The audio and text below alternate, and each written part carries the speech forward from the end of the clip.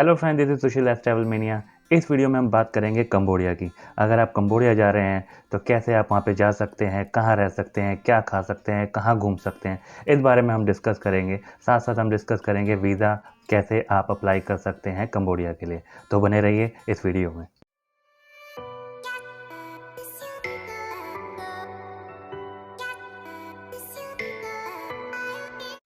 तो पहले बात करते हैं आप वहाँ कैसे जा सकते हैं। अगर आप इंडिया से डायरेक्टली कंबोडिया के लिए फ़्लाइट पकड़ते हैं तो वो काफ़ी आपको कॉस्टली पड़ने वाली है। 25,000 की तो वन साइडेड आपको फ़्लाइट मिलती है, तो ये काफ़ी एक्सपेंसिव सौदा रहेगा।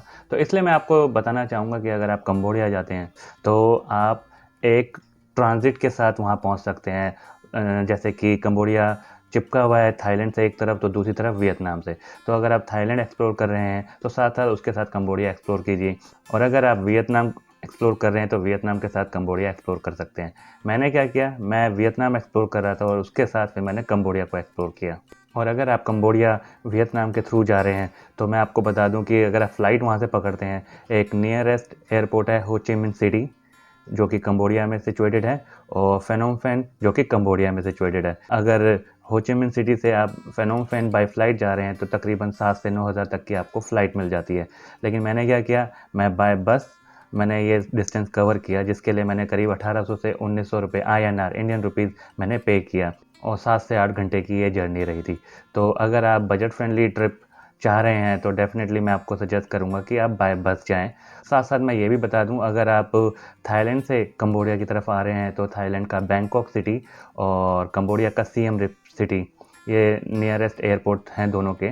और मैं कंबोडिया से थाईलैंड बाय फ़्लाइट गया था, और एक दिन पहले ही मैंने वो फ़्लाइट बुक करी थी, तो तकरीबन 7,000 रुपये मैंने उसके लिए पे किए थे। तो इस हिसाब से आप एस्टिमेट लगा सकते हैं कि अगर आप फ़्लाइट से थाईलैंड टू कंबोडिया आ रहे हैं, कंबोडिया टू थाईलैंड जा रहे हैं, तो आपको करीब करीब 7-8 हज़ार की फ़्लाइट मिल जाएगी। तो जैसे कि मैंने बताया कि मैं वियतनाम से कंबोडिया बाय बस गया था, तो अगर आप भी यही प्लान कर रहे हैं तो आपको मैं सजेस्ट करूँगा D&D बस सर्विसेज। आप इसके थ्रू बस बुक कीजिएगा, क्योंकि ये जो इनका जो स्टाफ है जो आपको बस पे ट्रांसफ़र देगा वो काफ़ी कोऑपरेटिव, काफ़ी सपोर्टिव है। जो भी इमिग्रेशन पार्ट होगा उन्हीं के द्वारा हैंडल किया जाएगा, और एज अ कमीशन वो मेरे ख्याल से $5 आपको एक्स्ट्रा देने पड़ेंगे। इंडियन करेंसी के हिसाब से करीब करीब 400 साढ़े 400 रुपये आपको पे करने पड़ेंगे, और आप D&D की बस सर्विस यूज़ करके आराम से कंबोडिया पहुंच सकते हैं। अब बात कर लेते हैं वीज़ा की। वियतनाम की तरह ही मैंने कंबोडिया का वीज़ा भी इंडिया में रह के ही अप्लाई किया था। इस ई वीज़ा के लिए मैंने पे किए थे 3000 रुपीज़। अगर US डॉलर की बात करें तो $36 मैंने पे किया था। अगर आप भी ई वीज़ा के लिए अप्लाई करना चाहते हैं तो एक बहुत ही ईज़ी और सरल वे है इसको अप्लाई करने के लिए। ऊपर लिंक दिया होगा कहीं, आप उसको गो थ्रू कर सकते हैं। उसमें पूरी वीडियो इसी मुद्दे पे मैंने बनाई है, पूरी डिटेल्स इन्फॉर्मेशन है, जिसके अकॉर्डिंगली आप कंबोडिया का ई वीज़ा अप्लाई कर सकते हैं घर बैठे बैठे। अब बात करते हैं प्लेसेस टू विज़िट की।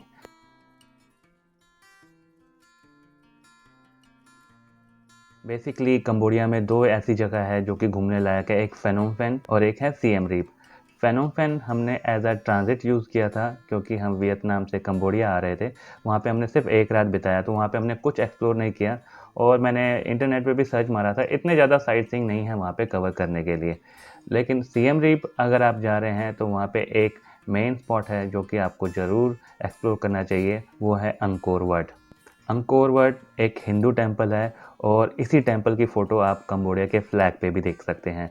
अगर आप ये एक्सप्लोर करना चाहते हैं तो इसके अलग अलग दिन के टूर्स होते हैं, 1 दिन का टूर, 2 दिन का टूर, 3 दिन का टूर, उस हिसाब से आप बुक कर सकते हैं। हमने 1 डे टूर लिया था, जिसके लिए हमने $35 पे किए थे, जो कि इंडियन करेंसी के अकॉर्डिंगली 2800 के आसपास होता है। थोड़ा महंगा था, लेकिन टोटली वर्थ है, क्योंकि इसमें अंकोर वाट ही नहीं, इसके अलावा और भी टेम्पल है, जैसे बयोन टेम्पल, इसी की तरह और भी टेम्पल्स हैं जो आप एक्सप्लोर कर सकते हैं। और यही एक प्लेस है जो कि मस्ट विजिट है अगर आप कंबोडिया आ रहे हैं तो। और इसके अलावा वहाँ की आप नाइट लाइफ भी इंजॉय कर सकते हैं, और अगर नाइट लाइफ आपको इंजॉय करनी है तो उसके लिए आपको मैं सजेस्ट करूँगा पहले स्टे, जो कि है mad monkey. Mad monkey hostel में स्टे ले सकते हैं, जिसके लिए आपको पे करने पड़ते हैं 300 से 500 रुपये पर डे बेसिस पे। और इसमें मैं आपको इसलिए सजेस्ट करूँगा क्योंकि ये एक पार्टी हॉस्टल है जिसमें 2 पूल मिल जाते हैं वहाँ पे, और इसके अलावा वहाँ पे डेली बेसिस पे कुछ ना कुछ एक्टिविटी होती रहती है। तो हम जब वहाँ पे एंटर किए तो उस दिन पब क्रॉल की एक्टिविटी थी, जिसके लिए उन्होंने हमसे $10 चार्ज किए। ये मैंडेट नहीं है, लेकिन मैं चाहूँगा अगर आप वहाँ पे जा रहे हैं तो इस तरह के इवेंट में पार्टिसिपेट ज़रूर कीजिएगा। इस पब क्रॉल में वो हमको एक पब स्ट्रीट पे लेके गए जहाँ पे आपको अलग-अलग क्लब में एंट्री मिल जाती है पूरे ग्रुप के साथ, और अगर आप अल्कोहलिक हैं तो टाइम टू टाइम आपको ड्रिंक वाली डोज मिलती ही रहेगी। इसके साथ आपको $10 में एक टी-शर्ट भी आपको वो मिल जाती है। तो टोटल कुल मिला के पूरा फ़न है, डांस, म्यूज़िक, ड्रिंक्स सब है वहाँ पे। तो अगर नाइट लाइफ़ आपको सिएम रीप में एंजॉय करनी है तो मैड मंकी पहले आपको ज़रूर जाना चाहिए, और जिसमें आपको इस तरह के इवेंट में ज़रूर पार्टिसिपेट करना चाहिए।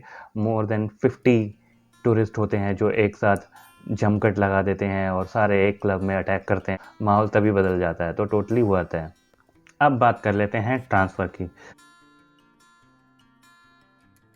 जैसे मैंने आपको बताया, अगर आप वियतनाम से कंबोडिया आ रहे हैं, यानी कि हो ची मिन्ह सिटी से अगर आप फेनोम फेन जा रहे हैं, तो 1800 रुपये के आसपास आपको पे करने पड़ेंगे डी-एन-डी बस के लिए।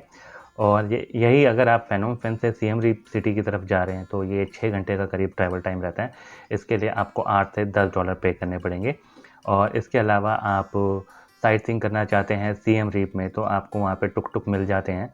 हमने अंकोर वाट के लिए एक टुक-टुक हायर किया था जिसमें पर बंदे का $60 उसने चार्ज किया था और हमें पूरा अंकोर वाट घुमा दिया था।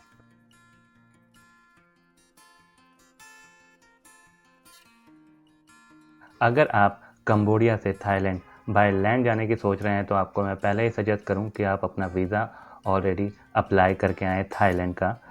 आजकल देख रहे हैं फ्री वीज़ा मिल रहा है थाईलैंड का, लेकिन इसका मतलब ये नहीं है कि आप बाय लैंड कंबोडिया से थाईलैंड जा सकते हैं। ऐसा इसलिए है क्योंकि वहाँ की इमिग्रेशन डिपार्टमेंट के पास कोई स्टैंप नहीं है वीज़ा ऑन अराइवल देने के लिए। अगर आप कंबोडिया से थाईलैंड जाना चाहते हैं तो आपको बाय फ्लाइट ही जाना होगा, बाय लैंड आप नहीं जा सकते।